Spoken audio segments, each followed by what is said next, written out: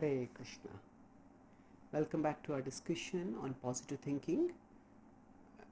We discussed till now about how positive thinking has significant power and how that power can be complemented when we think not just positive but also spiritual.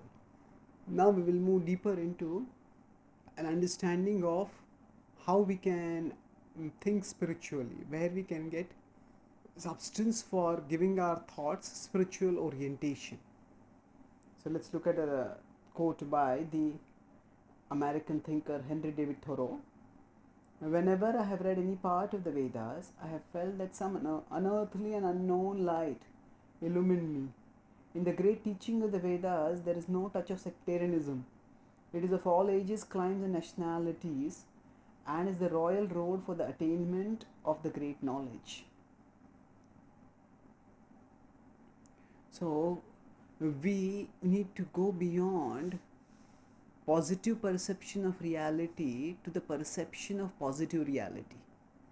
Positive perception of reality means that yes, there is a glass of water which is half empty and we can see it positively as half full. But might there be some other glass of water entirely? Instead of just agonizing, oh, this is not half empty, this is half full. Might there be some other glass which is already full and it is waiting for us? So that is the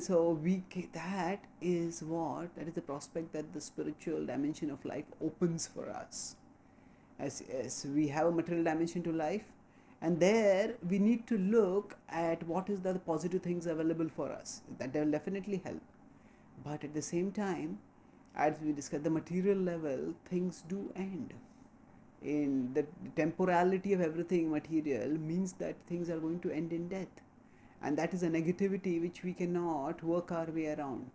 It will catch us eventually. So, is there any side to our life which is indestructible, which is eternal? And that is the spiritual side. And that is what we will consider now. So, now, spirituality, is it something which is just some ethereal conception? Or some people, you believe that's spiritual. I don't believe in spiritual stuff. You believe in spiritual stuff. Not like that. We have the eminent mathematician E.C.G. Sudarshan says, spirituality is the reality of our existence. Physics lives inside it only. So what does it mean? So if we consider a set, the world that we live in, we experience, that is like one set. But then there is a superset of which this world is a part. And science studies one part of its world. Say physics studies one set, but spirituality is the superset of which the world is one set within that. So like that, physics lives inside spirituality. Spirituality is the totality of our existence, and it is this totality that we need to understand, explore. So it is not, spirituality is not unscientific, it is trans-scientific. Unscientific means something which contradicts science or rejects science or militates against the spirit of science. Rather, so spirituality is not any of these. Spirituality is trans-scientific. It goes beyond the scope of science. Science, at least the mainstream science as it operates today, it operates in the premise of methodological naturalism. That means, as a matter of methodology, science looks for natural explanations for natural phenomena. And by thus looking for natural explanations for natural phenomena, science tries to find natural or material solutions to material problems. But beyond that, the science doesn't even look for anything non-material. But that doesn't mean there is no non-material reality existing. There is a non-material side to our existence, and that non-material side is our spiritual essence. It is who we are. It is the soul. We will discuss what all comprises this non-material side, but essentially it is not unscientific. It is trans-scientific, and this is about, when we look at the spiritual side of our reality, then we go beyond the positive perception of reality to the perception of positive reality. That means, as I said, we go beyond the looking at the half empty glass and trying to see it as half full, to looking at an entirely different glass which is actually truly full. So now move beyond. So now how do we know about the spiritual dimension of life? Just as for learning about any subject, we need to look at textbooks which describe the knowledge about that subject. When we want to study physics, there are textbooks about physics. And there will be many books which will be written about physics. We look at the books which gives authoritative, comprehensive knowledge if you want to learn that subject properly. Similarly, there are many theistic traditions in the world. There are many spiritual traditions in the world. There are many broad wisdom traditions in the world.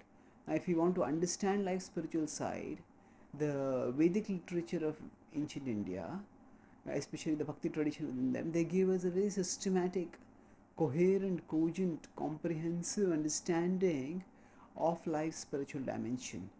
And by turning to these literature, we can actually enrich ourselves spiritually.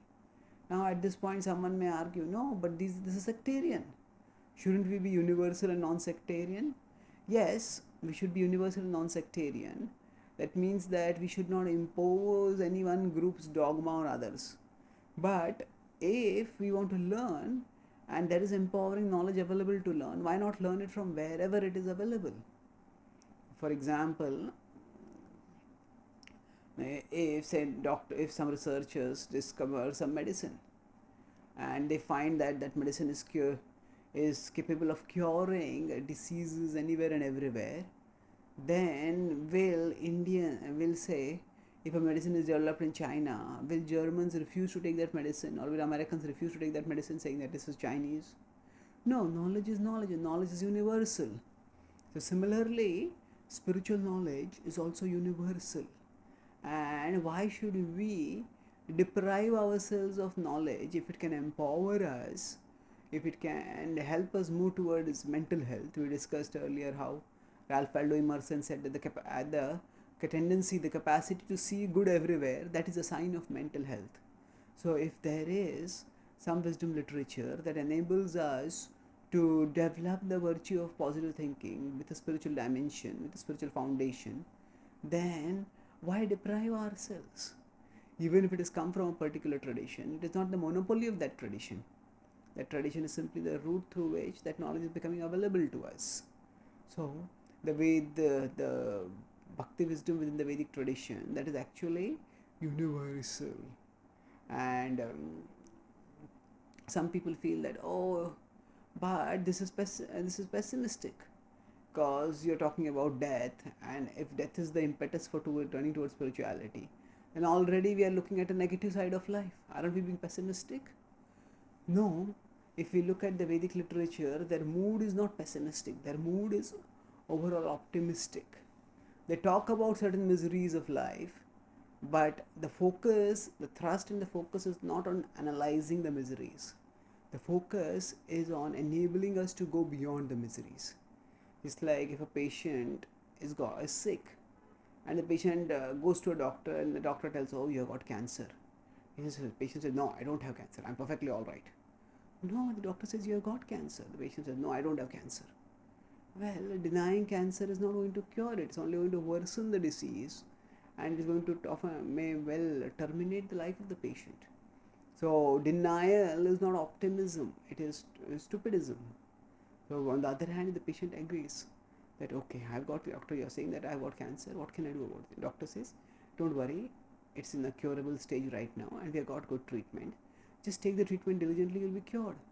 Then is the scope for positive thinking. At that time, the patient can think that, yes, I'm with a competent doctor, there is a tested medicine available. Let me just diligently execute the regimen for the treatment, and then I'll be cured. So that is the scope of positive thinking. Denial is not positive thinking. Determination to apply is positive thinking. Determination to deny is not positive thinking. Determination to apply is positive thinking. So similarly, the spiritual wisdom tradition, it offers us practical means by which we can cure ourselves, by which we can free ourselves from the negativity that afflicts us in life, and by which we can move onwards closer towards the absolute, towards life's ever positive, everlasting spiritual dimension, and thus we can empower ourselves. So, by empowering ourselves with this, by equipping ourselves with the spiritual wisdom from the Bhaktivedic tradition of India, we can actually empower ourselves in a non-sectarian way for our own all-round development and for our positive contribution to others. How this is so, we will discuss what that spiritual wisdom is and how it applies to our life. We'll discuss in our future sessions. Thank you. Hare Krishna.